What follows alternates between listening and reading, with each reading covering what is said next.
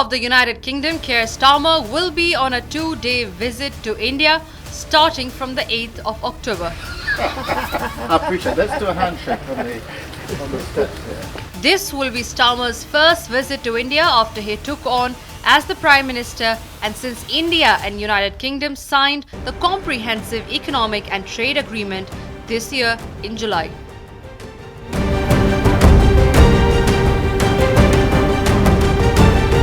With CETA in place, India has a lot to gain as duty on products that stood up to 70% has turned nil.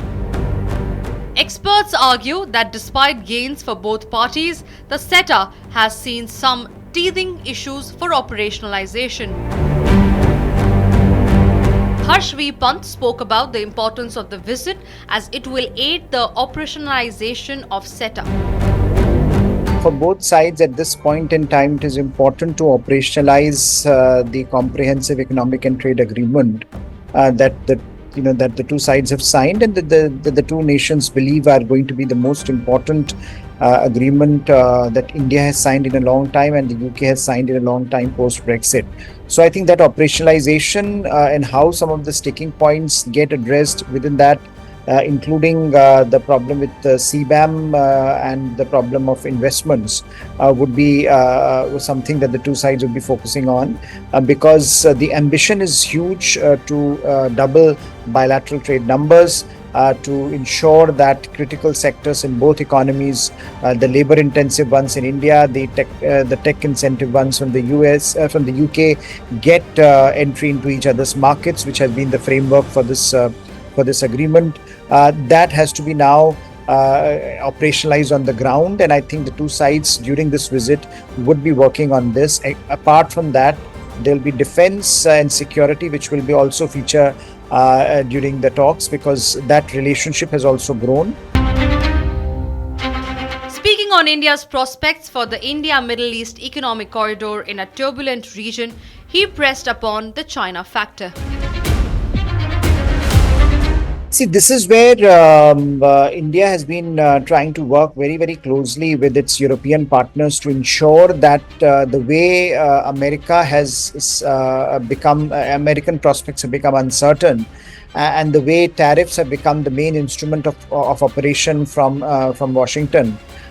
Can India and its European partners build a strong supply chain resilience? The supply chains that are being built and reconfigured, that are being rebuilt and reconfigured at this time of grave disruption, somehow become more resilient. And for India and the UK, the two sides will have to work much more closely together to ensure that some of these sectors like pharmaceuticals, IT, emerging tech, green technologies, all of this gets benefited because in both these, in all of these sectors, both India and the UK have competitive advantage, and the two sides can build on those advantages to configure a supply chain which is less dependent on one or two critical actors and therefore more resilient.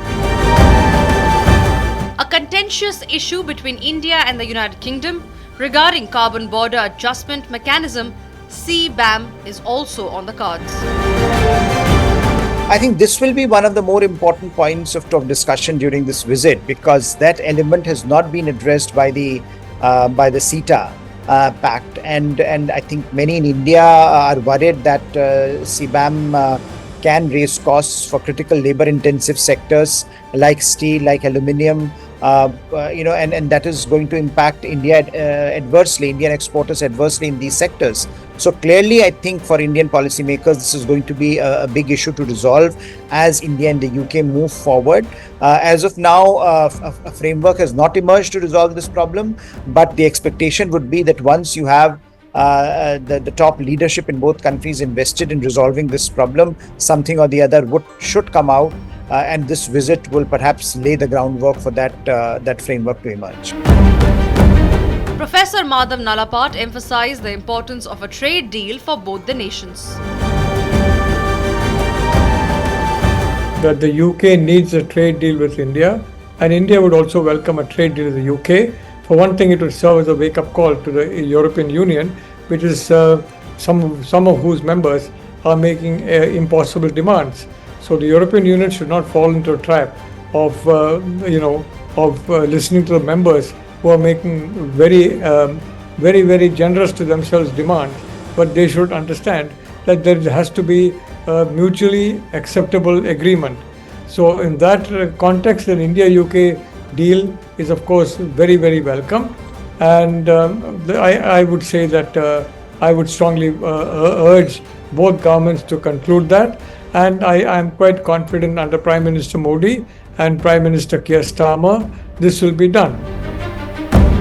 He highlighted India's demands on fugitives as well as extremists.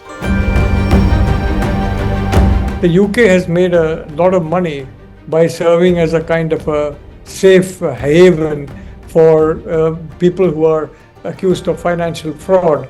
And for example, Nirav Modi's case is an obvious case of large-scale financial fraud involving a public sector bank, and the public has lost very badly as a consequence of that.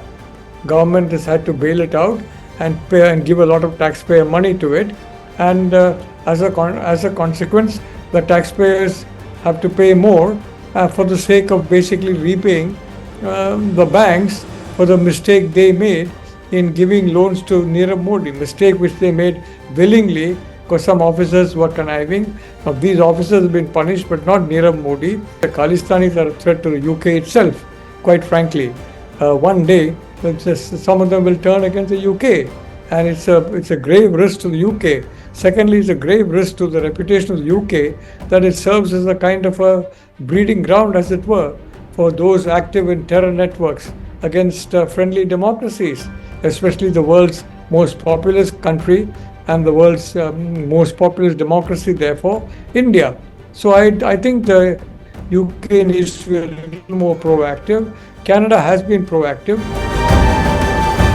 The MEA in its statement has also stated that Keir Starmer and Prime Minister Modi will also attend the Global Fintech Fest in Mumbai and deliver keynote addresses and engage with businesses and industry leaders on the opportunities presented by the India-United Kingdom Comprehensive Economic and Trade Agreement.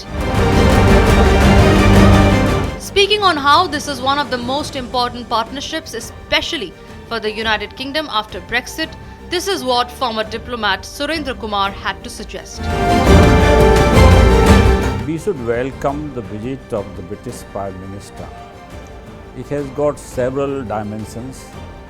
The first time he is visiting India after becoming Prime Minister. The first time after Prime Minister visit to UK in July, when we signed a very important CETA, which is Comprehensive Economic Trade Agreement. But that agreement is very important for the simple reason that we have done it for the first time with one of the G7 countries. And as you know, only this year beginning we have replaced UK as the fourth largest economy.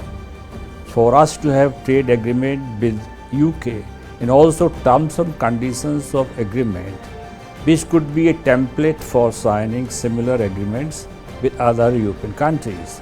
After Brexit, that means going out of EU, UK has been having problems in their trade and economic conditions. For them to sign agreement with India is a very positive sign. He further highlighted how India must also be vigilant of immigration sensitivities of Europe. Because of the new H-1B visa regime in USA, many people who are wanting to go there are now reluctant because the fee has been increased to $100,000, which many countries are not willing to.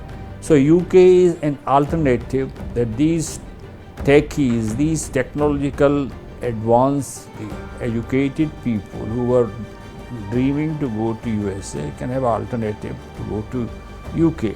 UK has been one of the most favorite place for higher education. All our national leaders from Gandhiji to Nehruji, they all studied there.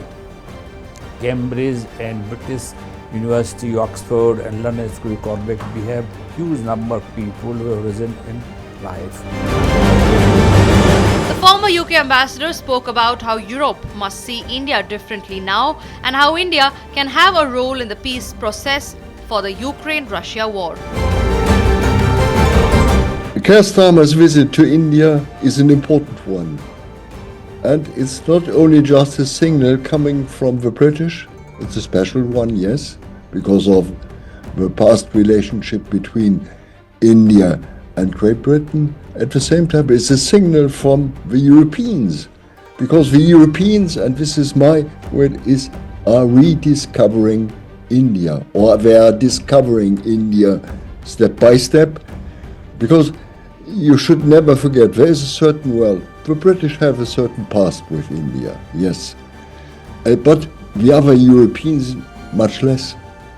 And the Europeans now are discovering India, which is a fascinosum, as some people call it, a country with plenty of contradictions, but a country which has a certain belief in itself, and it has taken an enormous development in the last 10, 20 years.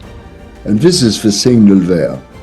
In my youth, I'd been learning India is governed as the Soviet Union has been governed, the same economic system, the Gosplan.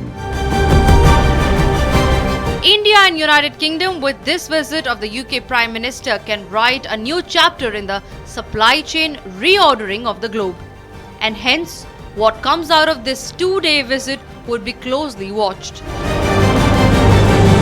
Many suggest that if the CETA is operationalized, it could serve as a template for India's trade agreement with the rest of Europe. With prospects open in finance, artificial intelligence, pharmaceutical research, engineering and fintech, a few teething issues on the fugitive repatriation and extremism front should not deter the two partners.